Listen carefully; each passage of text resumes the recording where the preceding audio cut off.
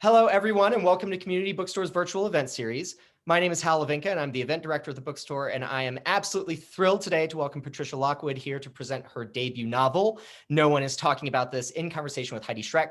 While the pandemic has taken a toll across all of our lives, virtual programs like the one you're about to see have become bright spots in our days, and I want to give a huge thanks to Tricia and Heidi for taking the time to join us today. So to some housekeeping before we get started, you should be able to see and hear our presenters, but they cannot see or hear you. So if you have any questions, please click on the Q&A button here at the bottom of the screen to submit them. And though you can and should ask Tricia about her new book, tonight's Q&A is not limited to writing. So if you need any advice on any and all things within reason and subject to review, submit those questions with a Dear Tricia header, and we'll try to get through as many of those as we can at the end of the program. I'm mortified with what we might get. There's also a chat button here at the bottom of the screen through which I'll post a link to purchase tonight's book if you haven't already, very important. We should still have 1 or 2 exclusive postcards and signed book plates available if you hurry. Thanks again, Riverhead. And a caveat for tonight's event and for all virtual events, we're all at the mercy of our home internet connections and server loads, so please bear with any technical issues that could arise. We will try to solve them quickly. And finally, we've scheduled a whole host of spring programming, so head over to our website and sign up for our newsletter to stay up to date. One that I'll mention, next Tuesday, we're hosting Jack Livings for the release of his new novel, The Blizzard Party, in conversation with MCD editor Sean McDonald. That program is up on our website now, so head over and register when we wrap things up tonight. So now a little about tonight's guest, and we will get started. Patricia Lockwood was born in Fort Wayne, Indiana, and raised in all the worst cities of the Midwest. She is the author of 2 poetry collections and the memoir Priestaddy, which was named one of the 10 best books of 2017 by the New York Times Book Review. Her writing has appeared in the New York Times, the New Yorker, the New Republic, and the London Review of Books, where she's a contributing editor. And Heidi Schreck is the writer and star of What the Constitution Means to Me, which was a finalist for the 2019 Pulitzer Prize for Drama and was nominated for a 2019 Tony Award for Best Play and Best Actress in a Play. She is also a writer for Billions, I Love Dick, and Nurse Jackie. So the stage is yours. Woo. Thank you. That was good. Yeah, it was a great intro. Thank you so much for having us. Hello, everyone. I just want to warn everyone that I actually have a flickering light that I think is a ghost. So Heidi, your room is quite haunted, I think, in all respects. There's like the TV behind, and it's just the light is it's definitely a haunted. Oh, wow, yeah, over there for sure. Attic is the little attic, and there's a ghost. My baby talks to one of the ghosts, so I know there's a ghost that lives here. So we'll see what happens. Okay, I want to know more about that later, but yeah, let's get into it. I want to say thank you all for joining us, and I can say, like, with great sincerity that this is one of the most beautiful books I've read in a long time, and I've just read it twice, and Tricia knows that I reread it again yesterday in preparation for this and was just sobbing in my bed. And then I was sobbing and thinking about the way the book made me feel, just that everything in life is precious and holy. And I had this feeling, which Tricia talks about in the book a little bit, that I really would appreciate and be grateful for every second of it from now on, and that I would call my mother and go dip my baby's toes in the ocean and all of that. And then I proceeded to get on a call and sort of snap at someone grumpily for giving me a note I didn't like. But no, we were on the call together, and I was like hearing the book in your voice. You're like, I just read the book, and your voice was like thicker and more beautiful, I thought. I was like, sometimes I cry on my calls and like my voice gets smaller and more beautiful, but yours got like thicker and lovelier, like full of blood. I would say that it got full of blood. Full of blood. I like that. Well, your book did that. And I guess I want to talk about a couple of things. The book is in 2 parts. And the first part, well, the entire book is about being very online. And as someone who is only somewhat online, I wasn't sure how I would connect with the book, or if some parts of it would be difficult for me to penetrate. And so I read it twice. And the first time I just, I found it so beautiful on the level of image and poetry and humor. I felt a little bit like I was reading poetry, like I was reading John Ashbery, or maybe I was reading a book that had been translated, where I didn't completely understand all the cultural allusions. And then I went through the book to learn about the things I didn't know. For example, Charlie bit my finger. was the thing I didn't know about. I'm sorry, wait, Heidi, I have to stop you. You didn't know about Charlie Bit My Finger? No. That's like an OG that goes so far all the way back. Well, how did you feel about that? Well, it was interesting. So I assume all of you are here because you know something about Trisha's book. So Yeah, we'll assume that. We will. Well, assume that you know that like the book is written to explore what it means to be very online, and that it's written in a style that makes you feel as if you have entered the portal yourself. So I felt I entered this portal, but I didn't understand everything in this portal. I loved Charlie Bit My Finger. And I was actually disturbed to know that Osama bin Laden had known about Charlie Bit My Finger, and I did. I was disturbed to find out that I was less online than Osama bin Laden. I think he was very online. He was just in that house looking at videos. And when you're done looking at Charlie Bit My Finger, you look at ass.jpg. That's what you do. Right. I wasn't doing that. No, that's not what Heidi's doing online. I found the first half of the book, I guess I was so delighted by it in the way I'm delighted by reading poetry. And I felt like I understood enough about the kind of consciousness that was being rendered that I knew all I needed to know. And some things are self-explanatory. Like even if you've never seen Stop Emailing My Wife, you understand what that means. And so I connected very deeply with I think the sense of fragmentation that the narrator had, and the sense of entering this collective consciousness, even though it's not one that I am as fluent in, and was very moved by it. And then of course something happens in the second half of the book that wrenches the narrator into, I don't want to say real life, because I think the first half is also real life, so I'll just say offline life, that spoke very deeply to me as a woman and as a new parent. And I just left the book feeling like I had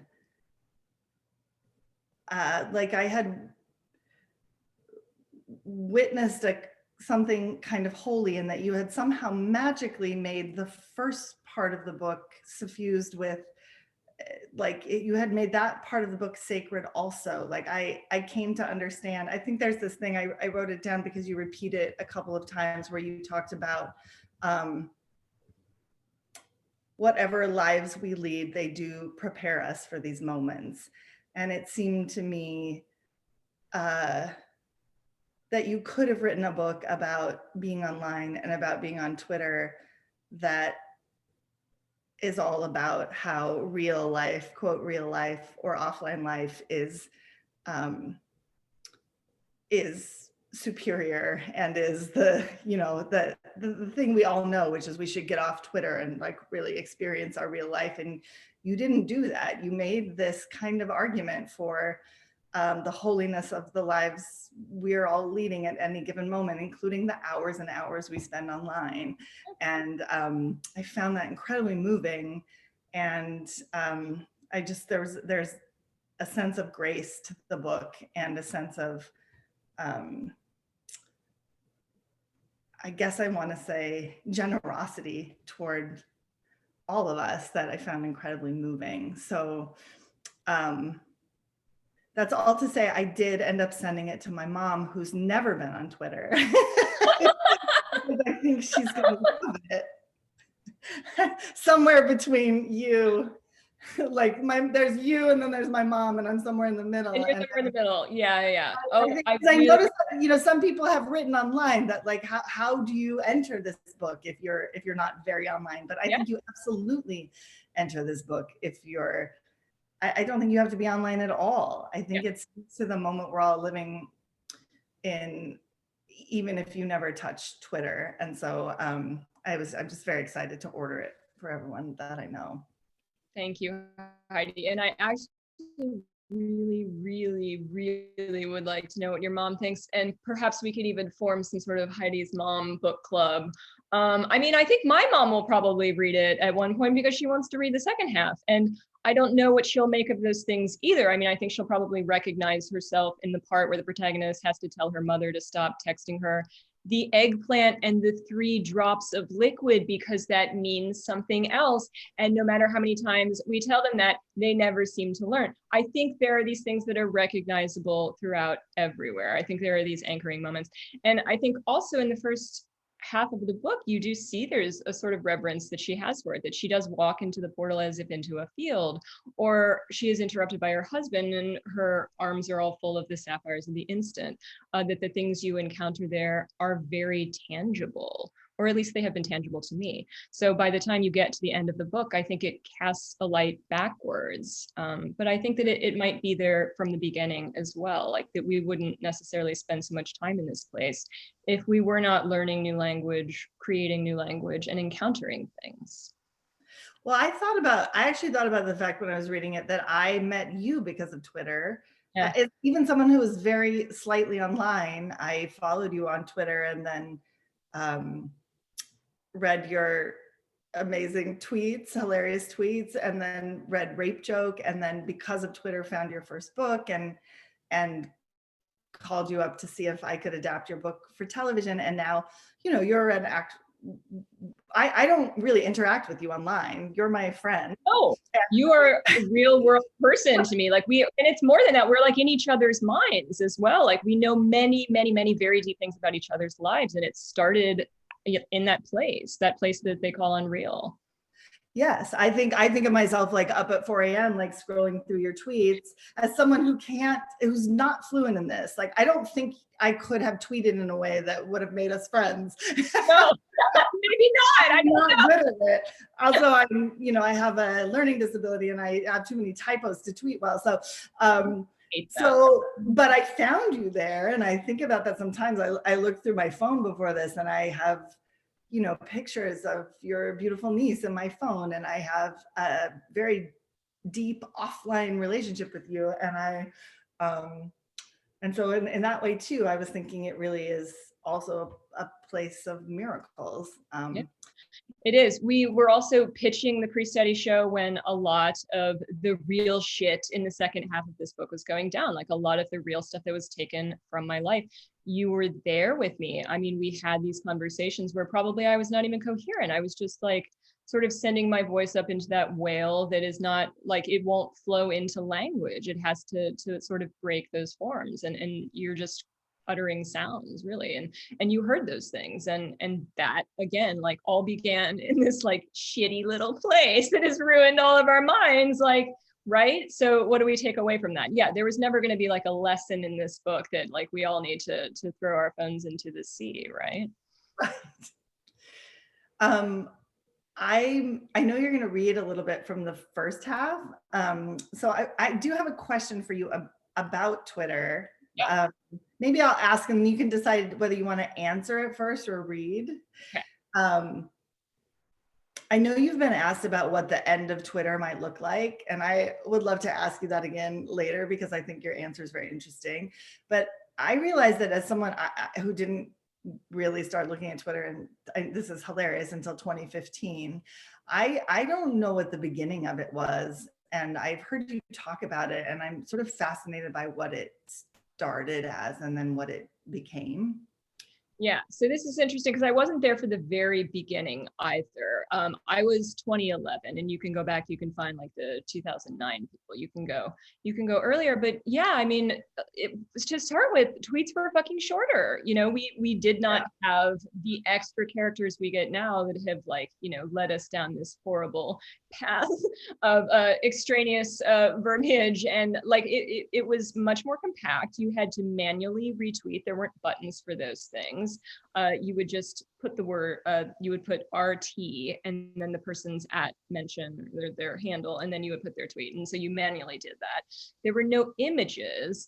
And above all, there was no quote tweet. And that is the thing that I think made it feel more like a real conversation, because I've said that the thing that I think has made Twitter unbearable for a lot of us is the quote tweets, where you go into the portal and immediately you encounter this bite-sized argument, right? So you see a person responding to something that you didn't know existed. And for the most part, it was fucking Donald Trump, like talking out of his ass after he watched Fox and Friends. Like that's what you encountered very first thing. You saw this bite-sized argument and you had to immediately engage defensively. Which was not true, I think, in the beginning, that you were engaged creatively, that you went into it with your own thought, that you wanted to place there, and you entered the conversation that way. So, I mean, like we can talk about how there's a haze of nostalgia over that time, or like the golden glow of the past, but it did feel different, and I think that largely it is for that reason. It was a different kind of a dialogue. It was much more of a free and open field. Yeah, that makes sense. I can read from the time that it had been ruined, and that we all started to understand that we were living in the garbage hole. Perfect politics, she hooted into a hot microphone at a public library. She had been lightly criticized for her incomplete understanding of the Spanish Civil War that week, and the memory of it still smarted. Perfect politics will manifest on Earth as a raccoon with a scab for a face. Every day we were seeing new evidence that suggested it was the portal that had allowed the dictator to rise to power. This was humiliating. It would be like discovering that the Vietnam War was secretly caused by ham radios, or that Napoleon was operating exclusively on the advice of a parrot named Brian. Some people were very excited to care about Russia again. Others were not going to do it no matter what, because above all else, the Cold War had been embarrassing. Not just the ideas, but the genes. In contrast with her generation, which had spent most of its time online learning to code so that it could add crude butterfly animations to the backgrounds of its weblogs, the generation immediately following had spent most of its time online making incredibly bigoted jokes in order to laugh at the idiots who were stupid enough to think they meant it. Except after a while, they did mean it. And then somehow at the end of it, they were Nazis. Was this always how it happened? To future historians, nothing will explain our behavior, except, and hear me out, a mass outbreak of ergotism caused by contaminated rye stores. The word toxic had been anointed and now could not go back to being a regular word. It was like a person becoming famous. They would never have a normal lunch again, would never eat a Cobb salad outdoors without tasting the full awareness of what they were. Toxic, labor, discourse, normalize.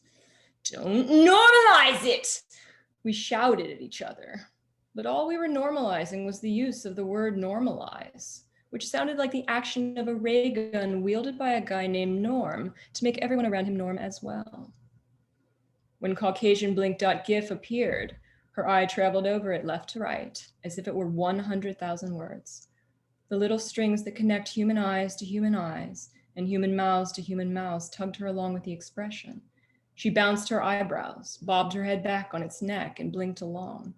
Sometimes she even made a sound that corresponded with the figure of movement, a hushed zoom or a whoop that rose and fell with the arc of the drama. It was no longer the embarrassing adolescent question of whether people saw the same color green. It was a question of what soft, formless, "Excuse me, Linda, what the fuck did you just say?" played out in your innermost ear when the Caucasian man appeared in the portal and asked you to help him put on his never-ending play. Just this once more, please. You were the only one who could help him bring to life this masterpiece of universal feeling.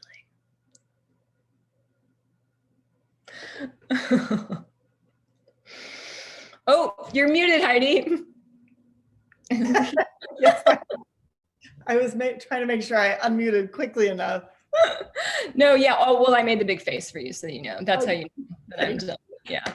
So, Yes, clap for me. And actually, like, I so wish that you had been reading that in a way, because when we started working together, I knew that you were a writer, but I didn't know that you were an actor. And it was one of those pieces of knowledge that I assimilated very, very slowly. And we would be having these conversations and you'd be talking about a play you did. And I'm like, oh yeah, one of her plays. It's like I'm sure like one of these community theater plays that she's doing. And then at one point when we were working on the show on Tybee Island, we were in a house together, you read out loud one of Flannery O'Connor's letters, I think, or diary entries. And I was like, oh no, she's an actor. Like your voice suddenly became so beautiful, and you used it so well that in that moment, I understood the full trajectory of your career and what it had meant. Like I said, very slow in assimilating this kind of information. Thank you. Yeah. I wanted to ask you something about process that will sort of like carry us from part one to part two.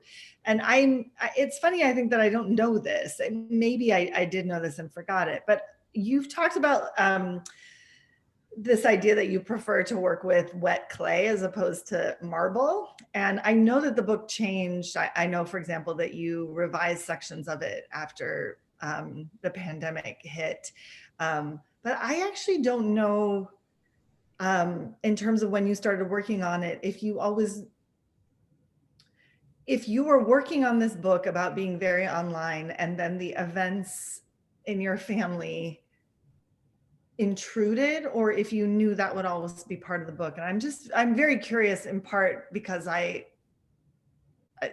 of how I work. I'm just interested in how that happened. No, that is what happened. I knew that the book would take place in two parts, and I knew that part of it would be very inside the internet and part of it would be very outside.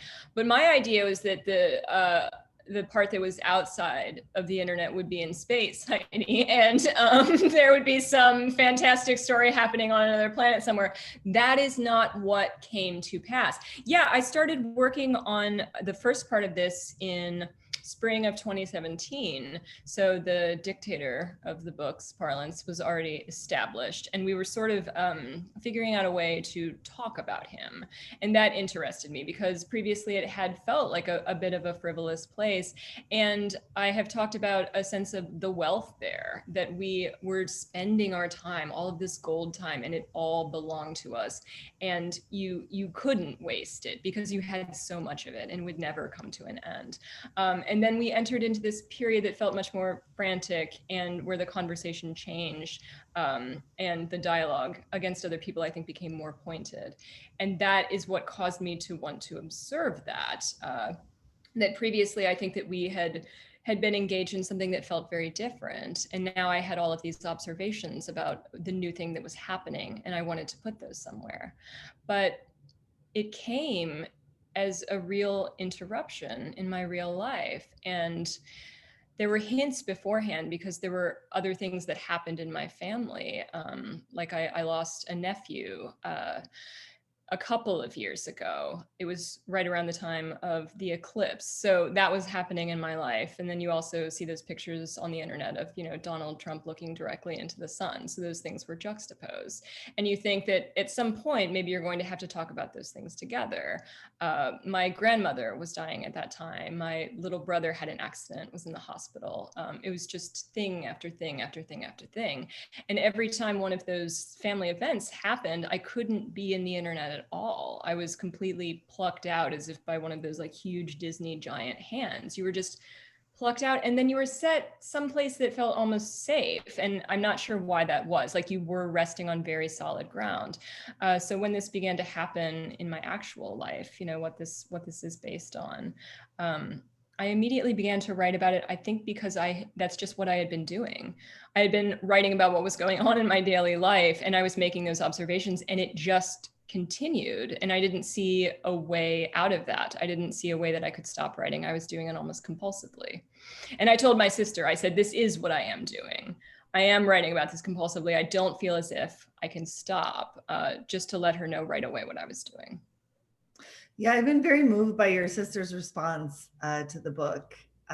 She seems like not only to have blessed it, but to see it as a blessing. And yeah, I was very moved by that. It's very generous. And she has a new baby son named Liam. And this was all happening too while I was giving all of these interviews, and my sister is being induced, and I'm waiting to hear, you know, news about my new nephew. But I was talking to her on FaceTime yesterday, and I said, people keep asking me how you feel about this. They seem to think that that I just did this off my own bat and didn't ask you about it. And she said, you know, I think I feel ever since the book came out, I think that what I feel is joy, because it has been so difficult. I mean, you know, in the aftermath of something like this, it's like grief doesn't go away. It compounds, and people actually say that, you know, the year after the first year is the hardest one. And I think that's because people in your life stop talking about it. They stop asking you about it, and everyone sort of makes this movement to forget, and that's not what you want to do.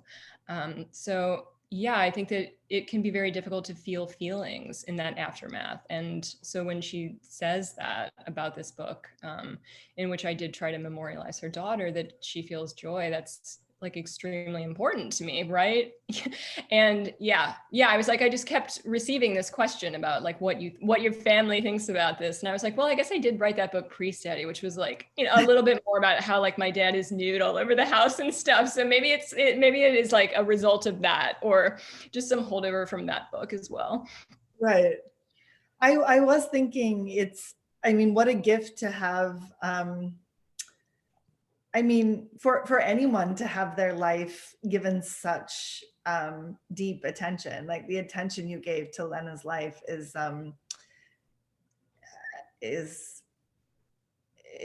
true gift. It's funny. I was thinking, for some reason, I was really thinking a lot today about this other thing that you had talked about,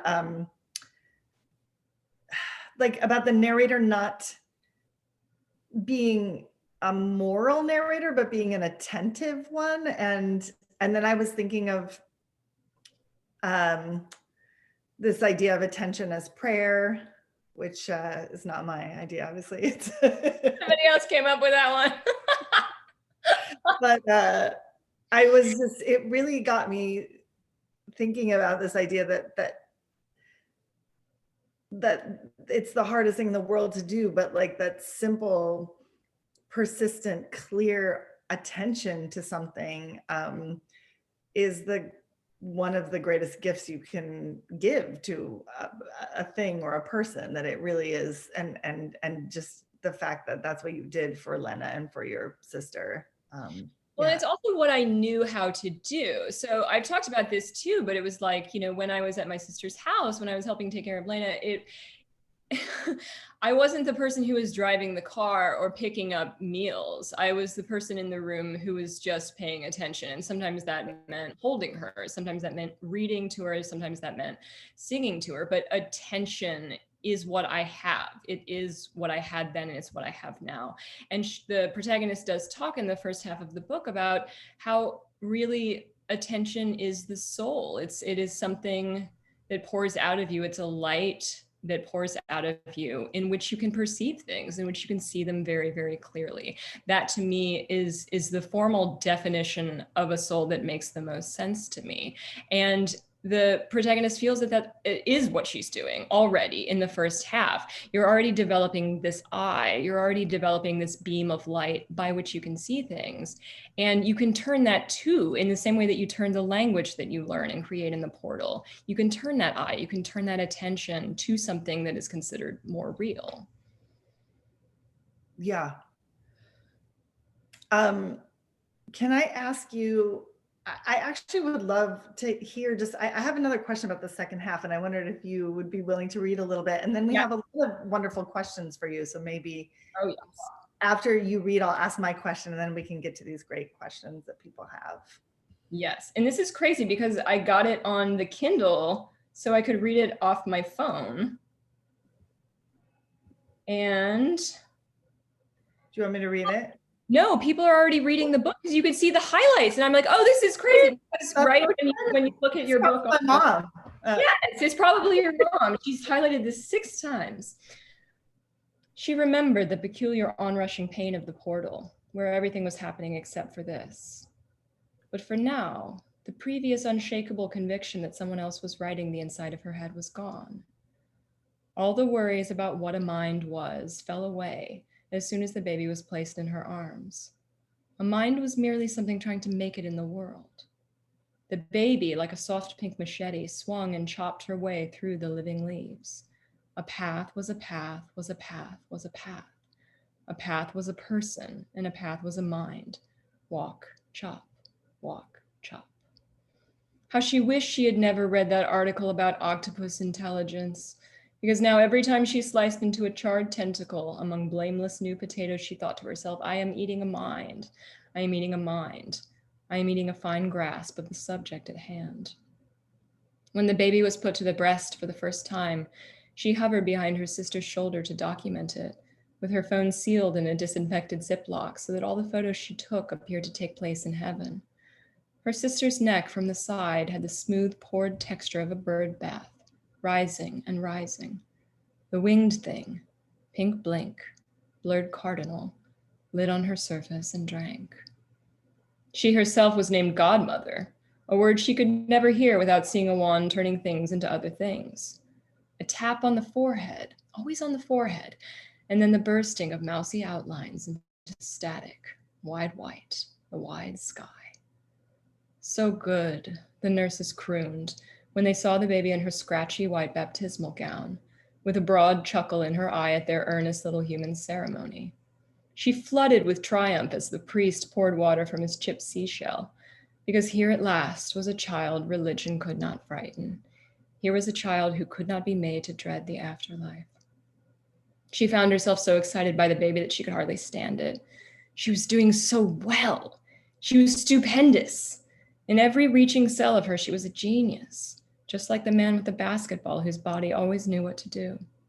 Her eyes traveled and traveled, though she could not see. Would not be able to see. It was immediately clear.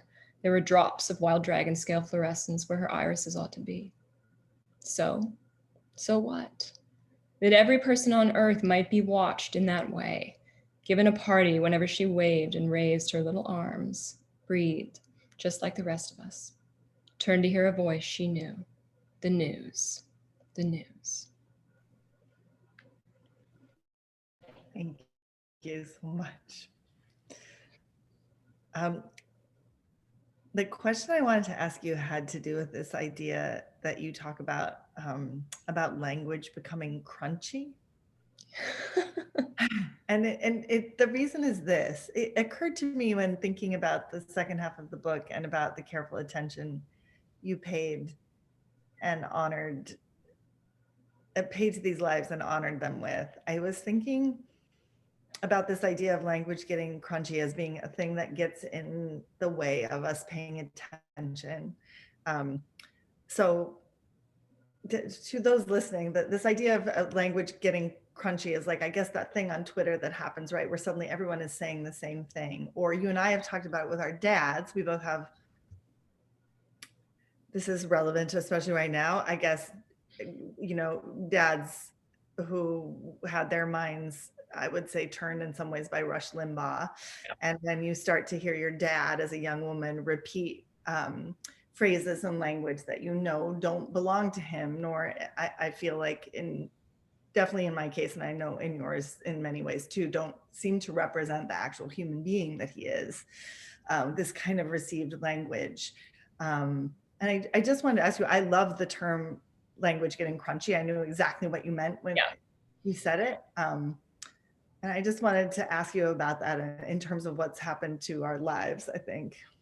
Yeah, and I think I use it that way because it does. You open up your mouth to say something and there is a bite already inside it. That is what received language is to me. Like you open up to speak, and speech to me at its best feels very fluid, and it feels like it's coming in a continuous stream when I'm really talking from the inside of myself.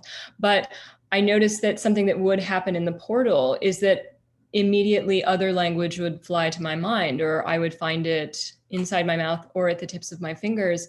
And I wanted to know where that came from. And there's something too, like we shouldn't discount it. There's something really joyous about suddenly sometimes everyone's saying exactly the same thing in exactly the same words. Clearly, we are built to do that. And I think that it becomes, as you say, holy or liturgical for the protagonist in the second half, because she is able to use some of that ossified, more durable language, maybe against what is happening. She's able to say, I was a mythology girl, you know.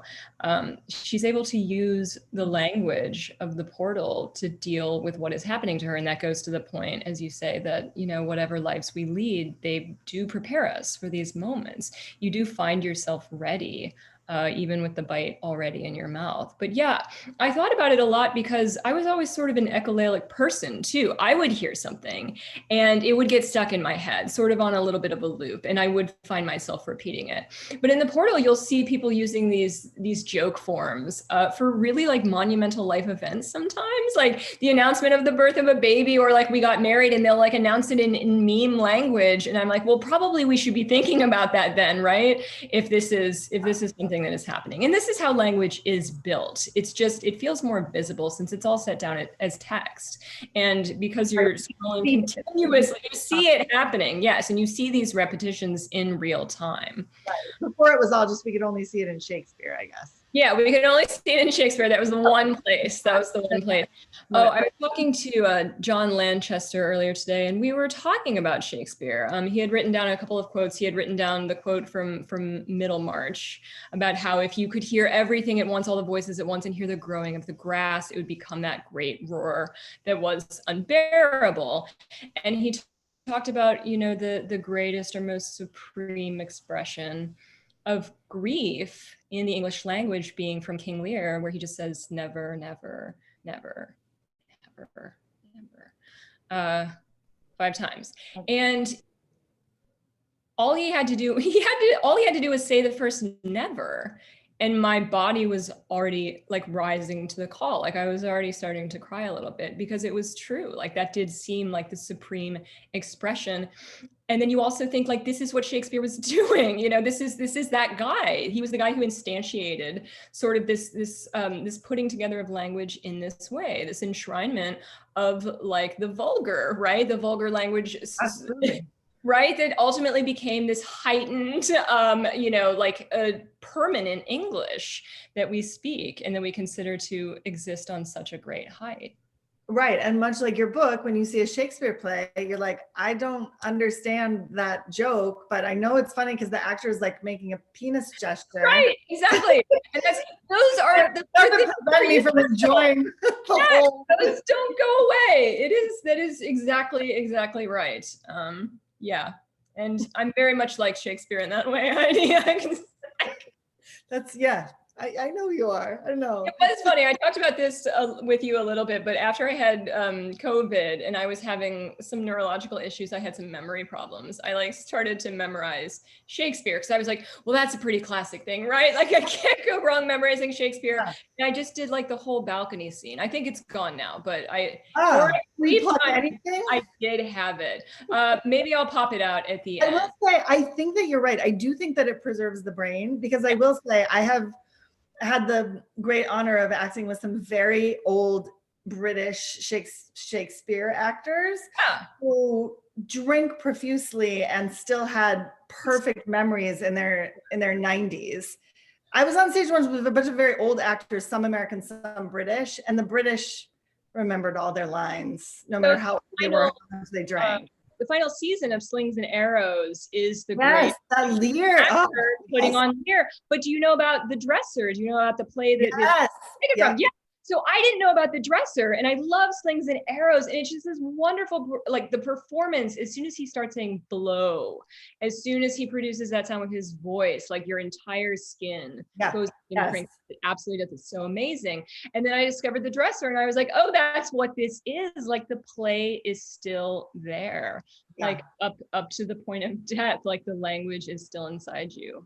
So we'll see if on my deathbed I can whip out the balcony for whoever is like there with a practice with paper. Yeah, like to write down what I say. It's going to be the balcony scene, Romeo and Juliet. I think we should take a few questions. There's so many good questions. I don't want to. This one is just simple and nice. Dear Trisha, what is the most beautiful thing you've seen recently? Recently? Oh God, I'm like looking around my room. I can show you.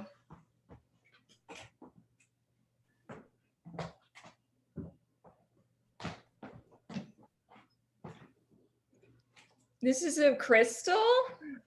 You can see it, it's quite lovely. My husband got me this for our anniversary at the end of January. It is a big Herkimer diamond. And so that's the beautiful thing that I've seen recently. I like to surround myself with stones in my, as you know, Heidi, I like travel with them and I like put them all around myself and I like finger them as I'm thinking. It's nice. Do you finger that one when you're? I palm that one because it's so cute. It's honking. Yeah. And this is the crystal that I carry around. This is my Lena stones. This is so yes. And it's just like this very pure egg, this very self-sufficient egg. And it always reminds me of her. So I really do like, I feel like I could just keep reaching back here and bringing out like my beautiful treasures, such as my coronavirus bat. Oh, wow. And my collection of Beanie Babies. Do you know about my collection of Beanie Babies? I've heard about it. I don't know if I've ever seen them. This question's from Alexander, by the way. Yeah. Yeah. Look at that. So it's the same Beanie Baby, and it's just the one that says the end on his chest. They made a Beanie Baby that says the end. He's called the end. That's not, I don't know what he's commemorating or what he's supposed to be. It's the apocalypse. He's the apocalypse bear. Oh my God. Okay, I have another one. Yeah. This one is from an anonymous person. Dear Trisha, I read an interview that you have synesthesia. Nabokov did too. How does that affect the way you read and write? Oh, it's actually from Brent in Berkeley. Thank you, Brent. Oh, Brent, you said thank you, Brent. Yeah, I have been talking more about this lately because I figured out that that's what it was. And I was like, oh, so not everyone has this thing. My form of it, as I have said, is highly literal. One example would be that I hear ice cubes when I read the word refrigerator, and that I hear a fife when I encounter the phrase Revolutionary War. So it is like the most literal form of synesthesia possible. But in terms of writing, I think that I do perceive words as more tangible objects, like the sapphires that I'm talking about or the flowers in the field, that there are things to be built with. It's nothing so beautiful as associating letters with colors or anything like that. It's just a feeling that you can have in the palm of the hand. Like you've got a Foley artist nearby or something. Exactly. Like, I have them playing sounds in my mind, and I experience like very sort of visceral images. But I didn't realize that that was not a thing that everyone had.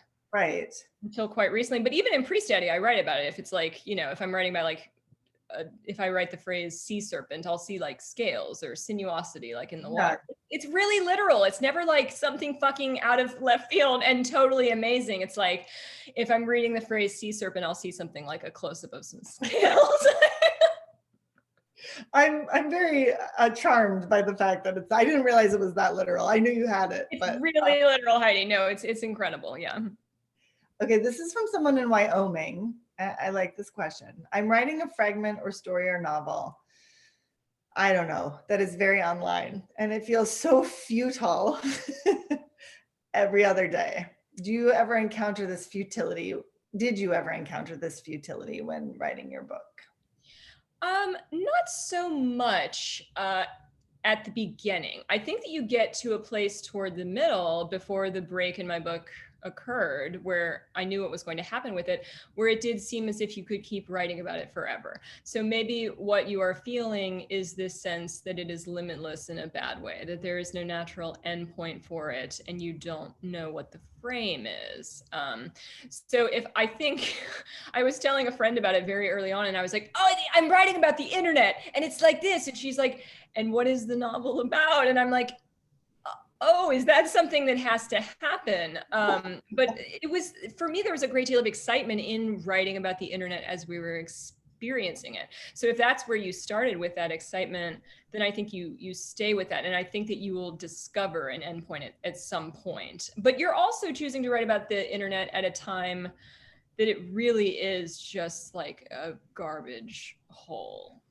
It feels calmer now. Would you say that it feels slightly calmer Or maybe there was like 2 weeks where it felt calmer, because now it's like a little bit, yeah. And I think that it was just the immediate like removal of that voice, and that first thing that you saw in the portal being like the quoting of that voice. Right. Here's a question from John Harvard, which is, CNN says the laugh cry emoji is lame now. Where will the emojis end or end up? Will we mourn them?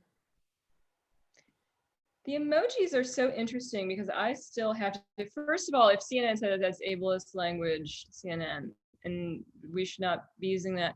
But I still have to fight the impulse to call it an emoticon, which I don't think anyone even remembers that was a word. This is just like this bygone word that's been thrown on Madam Trash Heap and no one even remembers about it.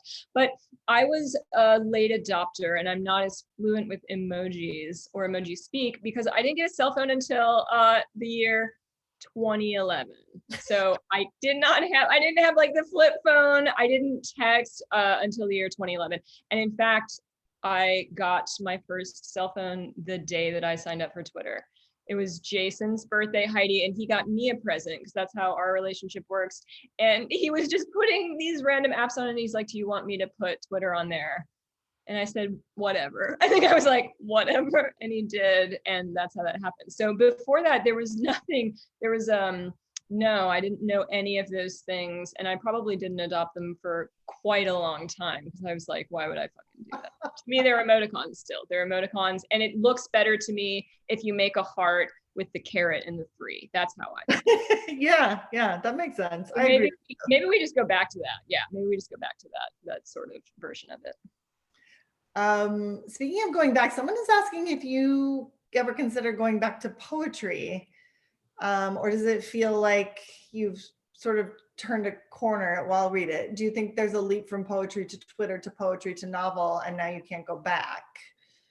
I don't know that is what it was. I think for me, the tremendous strain of writing Pre-Study, which was not exactly a book to order, but it was something where I sold the proposal first and then wrote it over a period of 2 years. And that was really, really difficult. And for that entire period, I was just writing prose.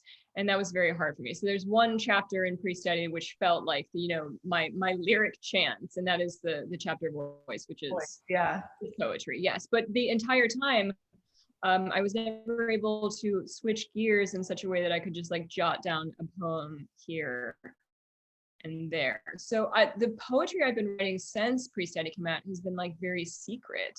And I actually wrote a poem when I went to Chicago for my last normal day. I went to the Poetry Foundation and I did a reading. All of it was very normal. It was in February, and I went to the Hall of Miniatures at the art museum, and I started writing a poem that day called Hall of Miniatures, which was partly about overhearing this little old lady in the cafeteria praising Donald Trump and saying, it'd be a good thing if we acquired Greenland. They got a lot of natural resources. So that really like brings you back to that time because you probably forgot that happened, right?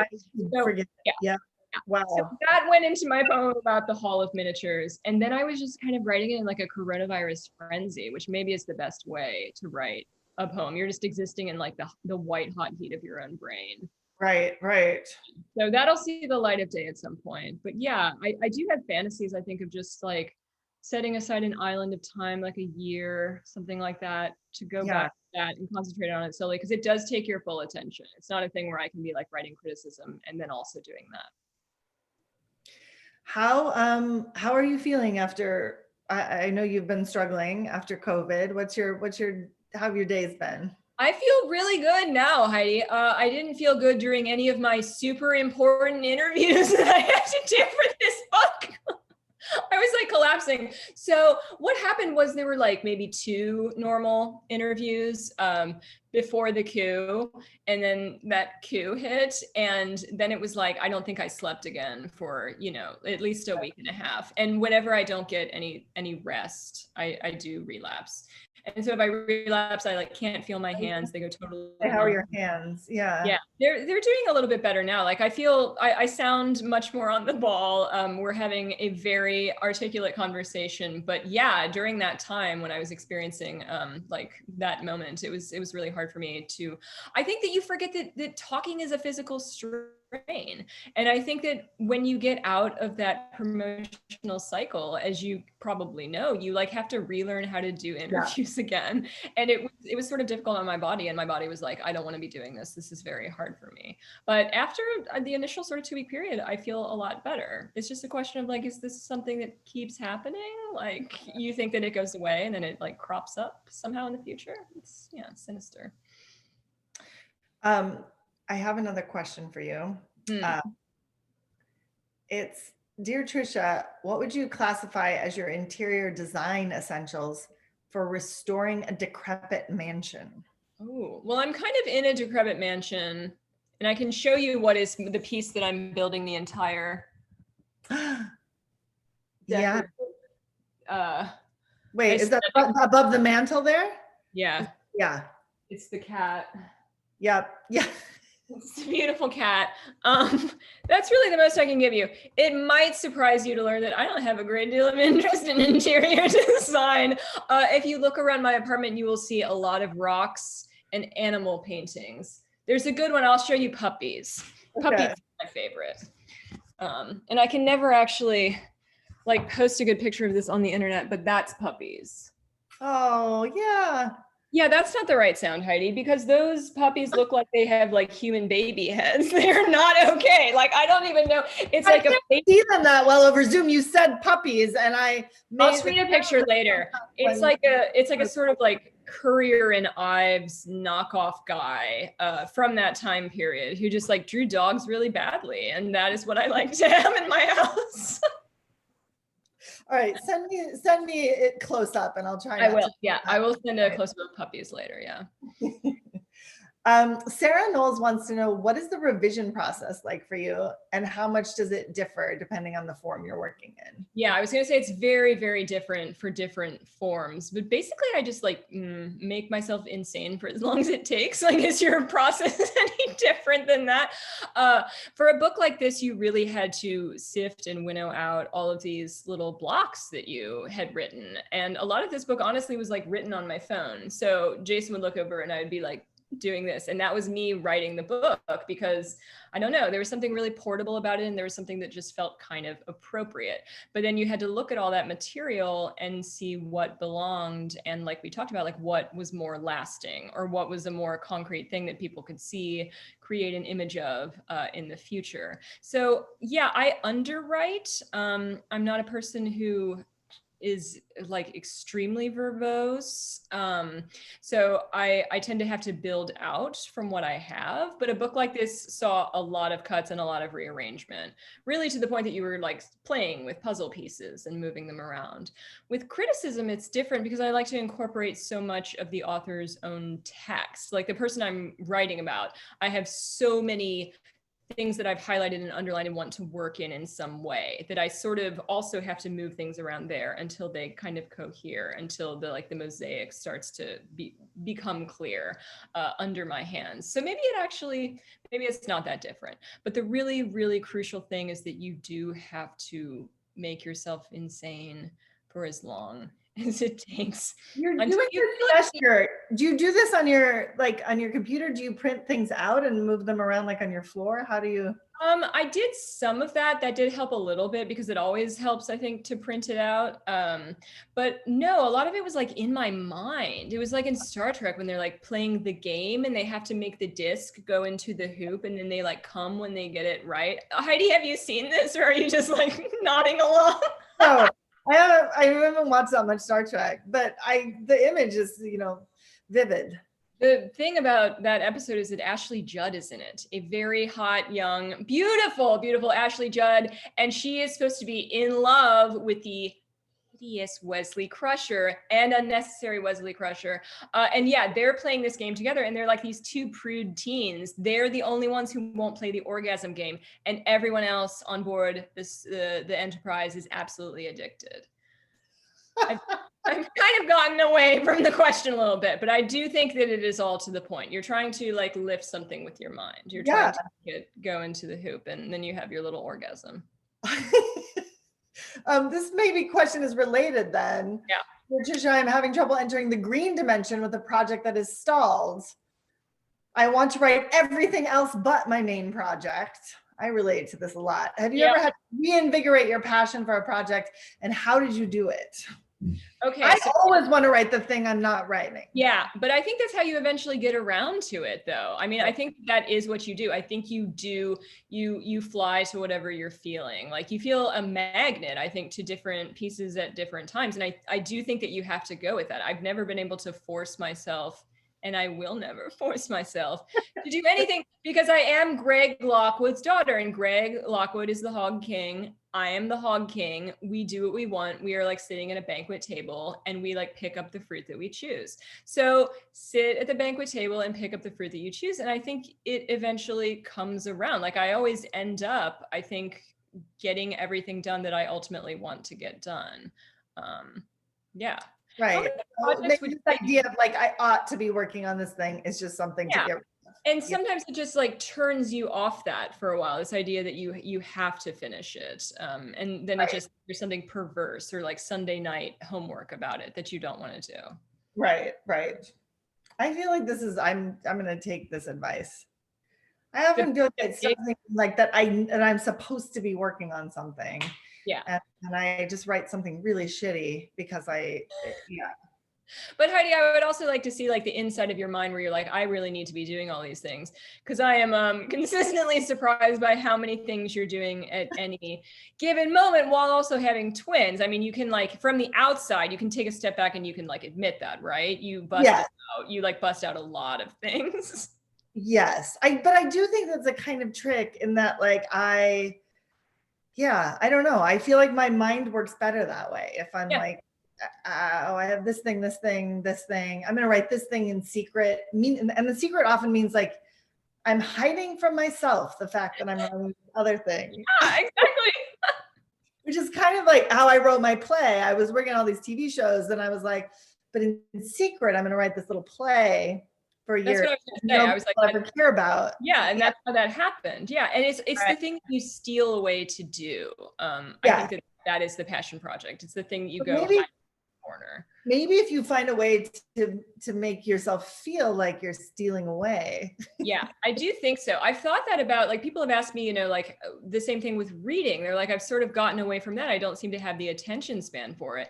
And I do think you have to get back to that point when you're a kid where it's like you're supposed to be cleaning your room or something, and instead you just sort of like sneak off to the corner with a box of your favorite books, and you just kind of are reading all of your favorite chapters. So yeah, if there's a quality of sneaking and stealing, then maybe that's the way. You make yourself a thief of your own time. And maybe that's fine. Maybe if your therapist is saying, well, some people's therapists might say, why do you have to steal that time? Like, why don't you just decide that you deserve to be working on the thing you want to be working on? Girl, that is not I don't have enough of a lifetime to figure that out. So if I want to finish my work, I'm just going to have to go with this sneaking around thing. And it's better. People like to steal and they like to be perverts. And that's two things that work very well within the Catholic framework. So if I was raised Catholic and these ideas make sense to me, then I'm going to steal my time and I'm going to be like a secret little freak about things. Then that is what works for me, And I don't think that therapists should be trying to take that away from you, Heidi. Should I get a therapist? Should I see one? Maybe I should. 100%. Everyone should get a therapist. Everyone should get a therapist. I mean, you need a good therapist. That's the trick, though. Okay. I'll get a good one. Yeah, you need a good one, and that's not. But yes, Trisha, this is another question from Andrew. What does the internet get up to on its own when our backs are turned, or at least in its unobserved corners, given how little our backs are really turned these days?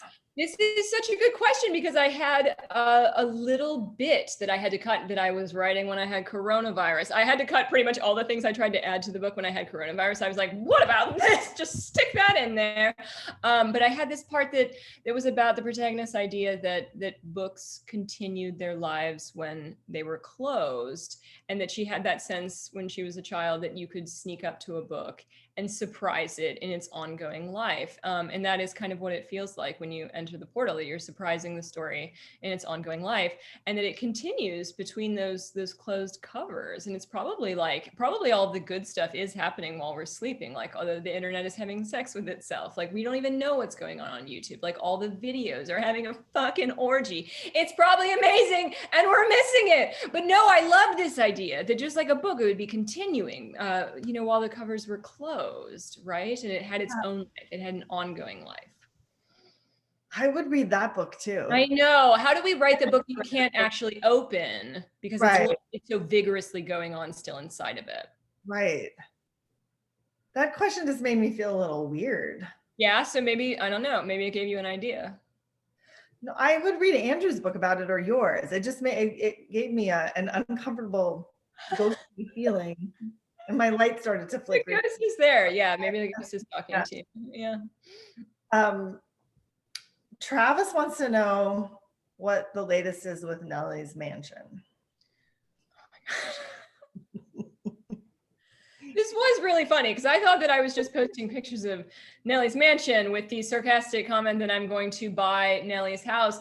And no, I had people contact me and be like, are you really buying Nellie's mansion in Eureka? It was very funny because the responses, you could tell who had familiarity with like the area and the people who did not. Like literally it's like built on a floodplain, and probably that is like what happened to like that bathroom where like Tip Drill was filmed. Like the flood got to Tip Drill. And people were like, oh my God, I can't believe it's only like $500,000 or something like that. But you guys just have no fucking idea about Missouri. You don't know what's going on there. Also, probably don't move there because it is somewhat nuclearly poisoned. And when it floods, we don't know, it kind of brings that sort of thing up to the surface. So if I'm not actually moving into Nellie's house, probably the threat of nuclear radiation is the reason why. Otherwise, I would very happily live in a place with 100 balconies from which I could declaim my deathbed monologue. The balcony scene from Romeo and Juliet. Can you pluck any lines from it? Well, not now, of course. Of course, there's too much pressure. There's too much pressure, but I'll do a video of myself sometime, like, and I'll wear like somehow both Romeo and Juliet's costume at the same time, because I do both roles. Yeah, I'm not going to turn my head. I'm going to change my voice. I'm going to pitch it, and you're just going to know. Yeah, you'll instantly know. All right. Alexander asked, I've been avoiding this question, but I'm going to ask it anyway. Dear Trisha, what does the Constitution mean to you? Oh my God. So very little. I got the little tiny novelty Constitution when I went to see Heidi's play, and I'm like, well, that's cool. And I like set it aside and didn't really ever look at it again. No, one of the things that thrills me about Heidi is that she's always producing things out of her past, accomplishments out of her past. And that she had never ever mentioned before. And it would be like, oh yeah, so I was like high school constitutional debater. I don't have anything like that in my life that I secretly know a lot about, that I don't produce until the moment it actually like comes up in conversation. So yeah, this was one of the things that I really liked about you, Heidi, that you had this like vast depth of knowledge about something that, to me, I think of it as like, like a blank piece of paper. I'm like, I think of it as, I don't even see anything written on it. I see this blank piece of paper, but that's kind of like what you talk about, in the play, right?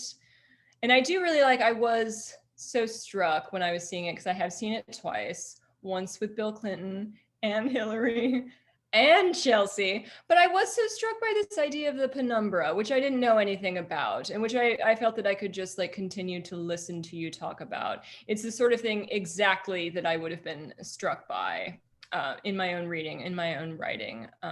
So yeah, to me, it's the penumbra, and that's like a space where nobody knows what the fuck is going on. And that's what the Constitution means to me. I love this answer. I also live like in a that, penumbra.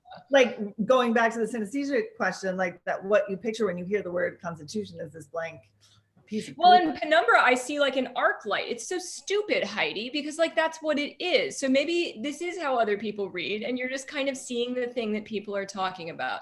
But no, I see a gold frame. Does that help at all with the Constitution? The frame is gold, if that helps at all. I don't need the frame to be gold, but I'm It's just there. Up here, the frame's gold. Yeah. Okay. So I have really bad eyesight, as you can see when I'm scrolling these. Okay, here we go. Oh, this is interesting. Hi, Trisha, I read the audiobook. I loved it, but I wonder how you feel as the author about your book as a performance rather than visual.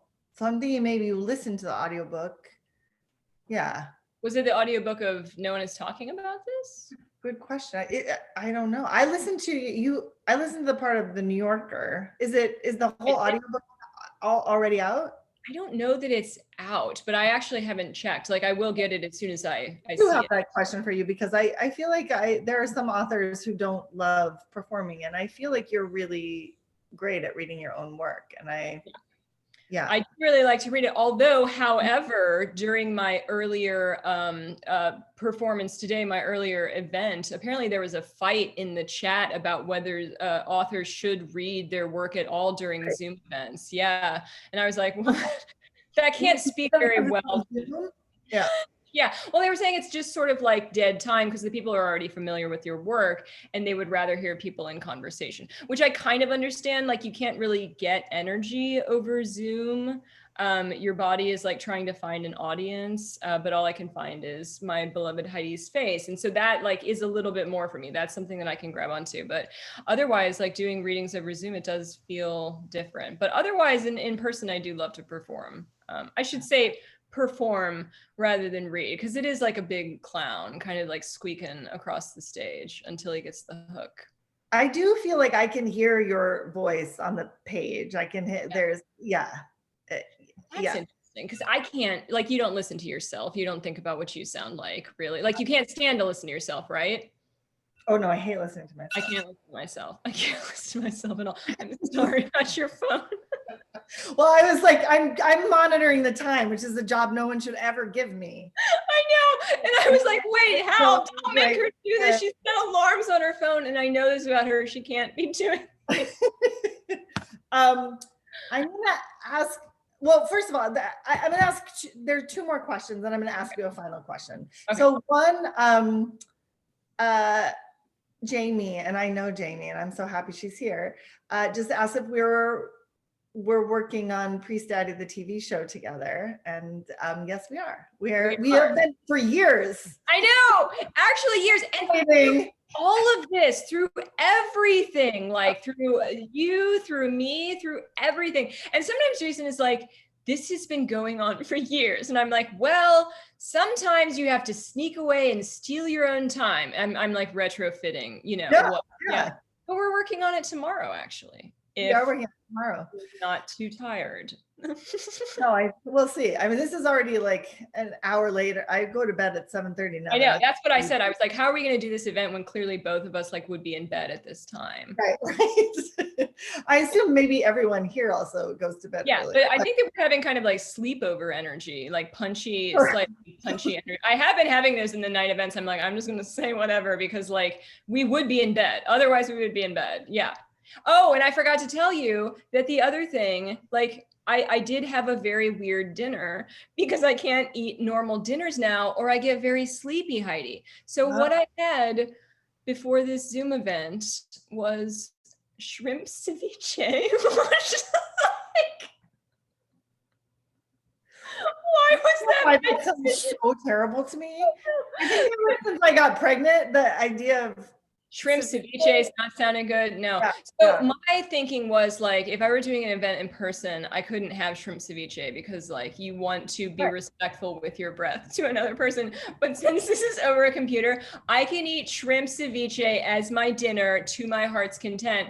But I don't think it was a very good idea. I had like 3 shrimps. I'm operating on 3 shrimps right now. That's it, tops. Okay. Well, I think you're doing wonderfully with it. They're high in protein, and that's clear because your brain shrimp energy. Yeah. That one's really hard, dear Trisha. What is the meaning of life? I don't know if 3 shrimp is gonna do it. Three shrimps to the wind. The meaning of life. I mean, probably the more serious answer would have to go back to, you know, what I was talking about earlier, like that we are here to pay attention. And as she says at the end of the book, that she asks herself, you know, is it worth it to show up and hear a little music and then leave? And I think that my answer would be in those terms, that you do have to decide that it's worth it to do that for this very brief and ephemeral space. Like you do fill that space, but it is worth it to be here for just that brief moment, paying attention and listening and hearing a little music. I like that question and that answer, and brings me to my last question, which was actually just returning to that idea of attention as prayer, which I believe is Simone Weil, and just wondering, I felt very much reading the second half of the book, how much, although I know you're not a practicing Catholic anymore, how much it seemed to me the faith you grew up in must have infused that part of the book. And by that part of the book, I mean like what went on with your family and your ability to pay that kind of attention. I guess I'll just name it because I always feel shy about naming it, but I felt like that. But I think one of the reasons I was crying so hard at the end of the book is I felt like I felt a kind of presence of God, whatever you want to, you know, God being just a stand-in for whatever that is. But it made me think about you growing up with a certain kind of faith, a faith that I know certainly the institution is deeply problematic, and I know you had to leave it, and I know you don't want to go back for reasons that are understandable, but I was really struck by how much how the best parts of Catholicism seem to be present in that. Yeah, you are returned to it. I mean, I think that religion lives in the body. I talk about it in pre-study that when I would walk into a church that I would want to drop to one knee and my hand would want to go out and dip itself in the holy water. Those things I don't think can be extracted from you. And I think that they were present. And there was also the fact that, you know, in my real life, in the book, I talk about the priest showing up with the entire mass in a mini suitcase that was labeled Rome Essentials. And in real life, that's my father. You know, my father wheels that suitcase into the hospital room and he says mass for his granddaughter, my niece. And, you know, we are working on this show that sort of takes on that difficulty, like the difficulties of our fathers. And we have also spoken so much about like these shining, humanizing moments. And for me, that was very much one, that my father was there. And he was that pair of hands, and he was bringing that suitcase into the room, and he was laying out the ritual for us. And so that, if you know something about me, if you are a Heidi, or if you are a person inside my life, you read that and you know what really happened there. And when you read the part about him carrying her body down to the morgue and insisting on doing it himself, that was also my father. So for all our problems, for these things that we must wrestle with, that is religion to me too. You know, the fact that he was there, and there is sort of this real life, this real soul lurking in the wings of this fictionalized scene, and that is my real father, and he was there. Thank you. Sorry, I was delayed. I had a beagle in my lap. What? He ran away. I'm sorry. I was trying to get him going. You can't like tease a beagle. All right, Mop, come here. Come on. Come here. Come on. Oh, yeah. Oh. What? Oh, Hi, sweetheart. It's the first time on a live Zoom. ah, Well, there he goes. Years. Um, What is his name? Did you say? Mops? Mops. Okay. Mops. Yeah, you know. Trisha, Heidi, thank you so much. This was so lovely. And to everyone in the audience, before we go, because once we go, we're gone. I want to post a link to the book. Please click, check it out, buy, put it in the checkout, buy it in the checkout. It'd be great. We still have some. Send it to your mom, even if she's not online. Yeah, send it to your mom for sure. We do still have some of the exclusive postcards that Riverhead sent us and some book plates too. So, but those are in limited supply. So if you don't get one, go fast. Otherwise, Trisha, Heidi, thank you for staying up late, apparently. Yes. I love it. Maybe I'll try it. I'm gonna go to bed now. Yeah, go to bed early, Hal. It sounds great. It sounds great. Have a lovely evening. Trisha, congrats on the book and have a great, great tour. And Heidi, we'll see you in the neighborhood. Yeah, I'll come by for more kids' books. Cool. Sounds good. Yes, thank you for hosting us, and thank you, Heidi, for doing this with me. Thank you. I love you. Bye. Bye, everyone.